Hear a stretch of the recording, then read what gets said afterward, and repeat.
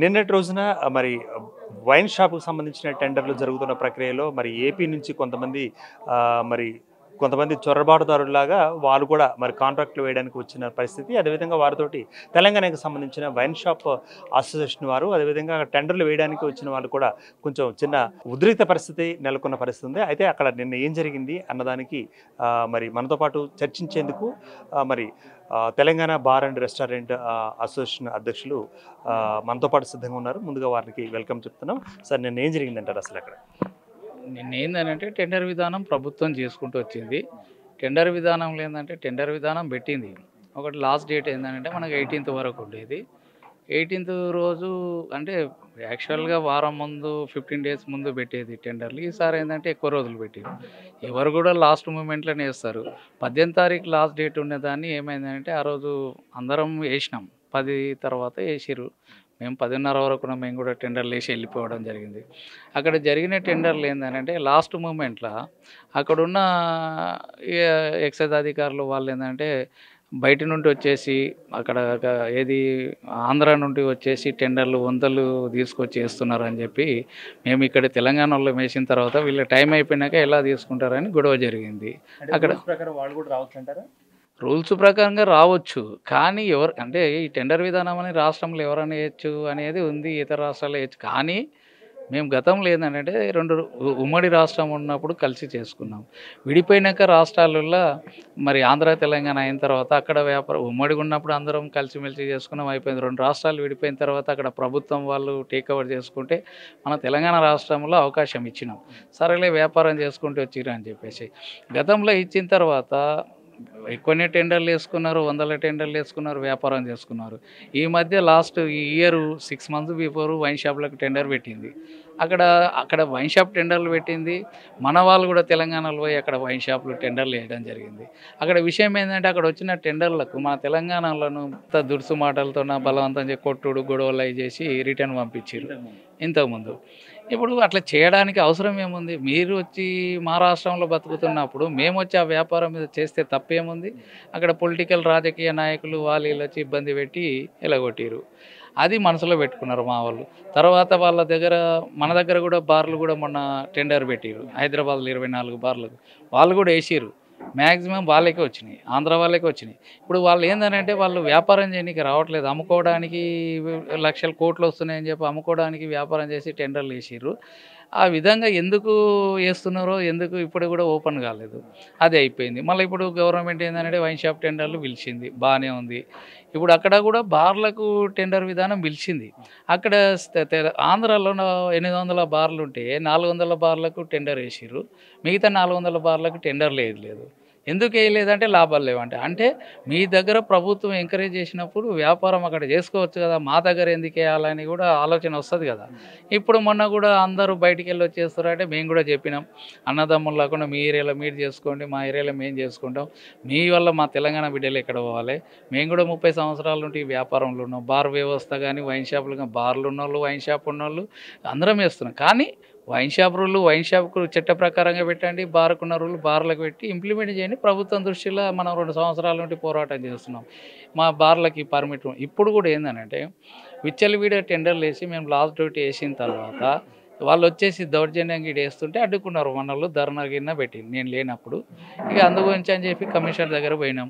ఇది ఎందుకు ఎక్స్టెన్షన్ చేసిండ్రు సార్ అంటే ఈ బంద్ వచ్చింది కాబట్టి ఈ మన బీసీ బంద్ ఉండే కాబట్టి దాని గురించి ఎక్స్టెన్షన్ చేసిందంటే ఆల్రెడీ బంద్ ఉందని తెలుసు. 22 రోజులు అయింది టెండరు. అందరూ డీడీలు తీసుకున్నారు. చాలన్లు కట్టిర్రు. టెండర్ ఫామ్‌లు ఏసిర్రు.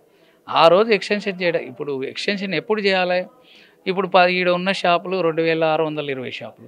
దాంట్లోకి ఒకవేళ టెండర్లు పడకపోతే అరే ఎందుకు పడలేదు అని సిండికేట్ అయిందా అనేది దాన్ని ఎక్స్టెన్షన్ చేసుకునే అవకాశం కానీ అనవసరంగా దీన్ని ఎక్స్టెన్షన్ చేసి అందరూ ఏందనంటే ఆంధ్ర వాళ్ళ సిండికేట్లు ఎమ్మెల్యే మినిస్టర్లు వచ్చి బినామీల పేర్ల మీద వేయడానికి వందల టెండర్లు తీసుకొచ్చి వేయడానికి వచ్చిర్రు.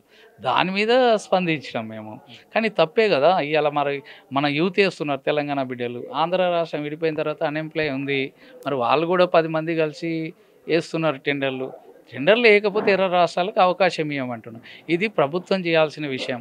అధికారులు ఏందంటే కింది స్థాయి అధికారులు ఏందంటే కొత్త వాళ్ళు వస్తున్నారు, కొత్త వాళ్ళని ఎంకరేజ్ చేయాలి, రెవెన్యూ ఈ విధంగా కావాలనేది వాళ్ళంతా వాళ్ళు ప్రోత్సహించుకొని ఫోన్లు చేసి పిలిపించి ఆంధ్ర వాళ్ళని పిలిపించి టెండర్లు వేపియాల్సిన అవసరం ఎందుకు? మేము ఎక్కడ పోయలే. ఇప్పుడు తెలంగాణ సాధించుకునేది ఏంది? నీరు, నిధులు, నియామకాలు అన్నారు. అన్ని నియామకాలు అనేది ప్రభుత్వ ఉద్యోగులు అందరికీ హ్యాపీగా ఉన్నారు. మరి మా వ్యాపారం చేసే వాళ్ళు ఎక్కడ పోవాలి? అధికారుల గుండె మీద చేసుకొని చేయాల్సిన అవసరం ఉంటుంది. కాబట్టి తప్పు చేయకండి అని మనం ఆ రోజు ఎంకరేజ్ చేసారు. మేము కూడా కమిషన్ కలిసినాం. అట్లా కాదు, మార్జిన్ లేదు, 20% మార్జిన్ అని చూపిస్తారు.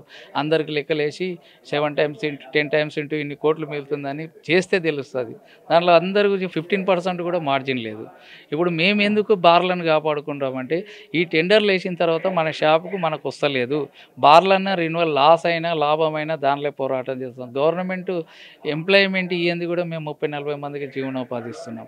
అది దృష్టిలో పెట్టుకొని ఈరోజు ప్రభుత్వం చేస్తున్నది ఏంది అంటే ఈ టెండర్ అనేదే తప్పు. అది ప్రభుత్వం ప్రజలకు సేవ చేయడానికి ఆదుకోవడానికి ఉండాలి, కానీ ప్రజలతోనే మభ్యపెట్టి టెండర్ 3 లక్షలు 2 లక్షలు పెట్టి గుంజుకోవడం ఎంతవరకు న్యాయం?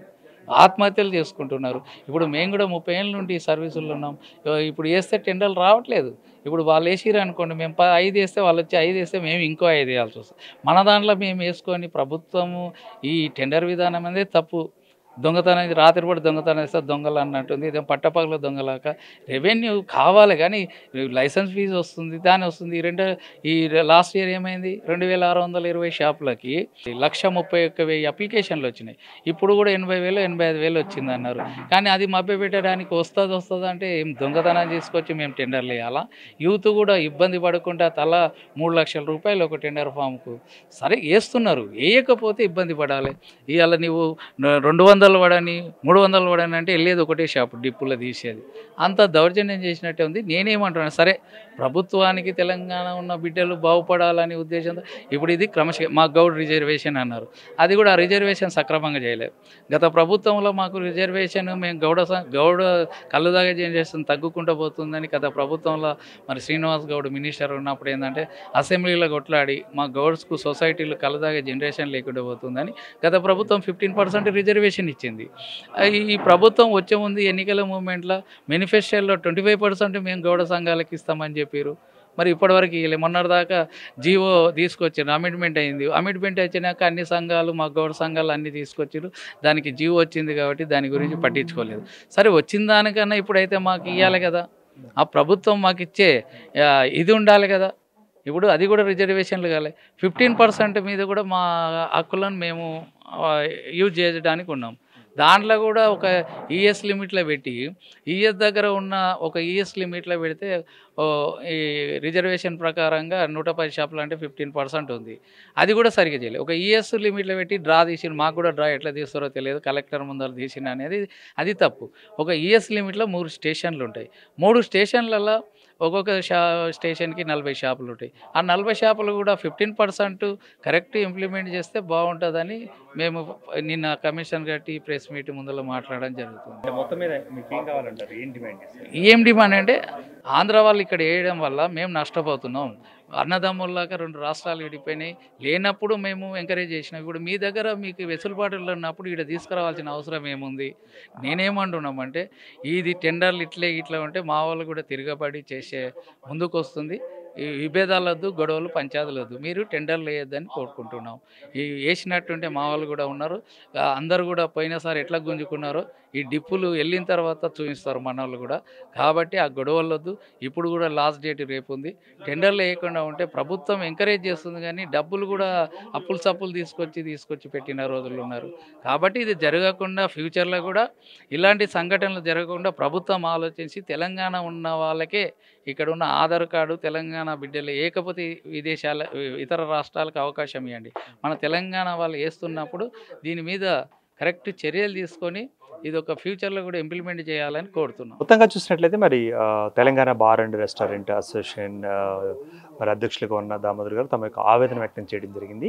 సో తెలంగాణ రాష్ట్ర ప్రభుత్వం దీని మీద ప్రత్యేకంగా తీసుకొని సో ఇక్కడ ఉన్న వారికే అంటే స్థానికులకు మాత్రమే ఆధార్ కార్డు లేకపోతే ఇతర కార్డులను ఆధారంగా చేసుకొని వారి యొక్క స్థానికతను ఆధారంగా చేసుకొని వారు ఖచ్చితంగా మరి ఇక్కడి వారికే న్యాయం చేయాలంటూ కూడా మరి బయట స్టేట్స్ నుంచి వస్తున్న కాంట్రాక్టర్లు ఎవరైతే ఉన్నారో వారిని కూడా మరి పక్కన పెట్టాల్సిందిగా తన యొక్క ఆవేదనను అదేవిధంగా ఎన్నో అప్పులు చేసి మరి ఈ యొక్క వ్యాపారంలో మేము దిగినాం కాబట్టి సో మునిగిపోకుండా ఉండేందుకు రాష్ట్ర ప్రభుత్వం మమ్మల్ని కాపాడాల్సిందిగా కోరుకుంటున్నారు.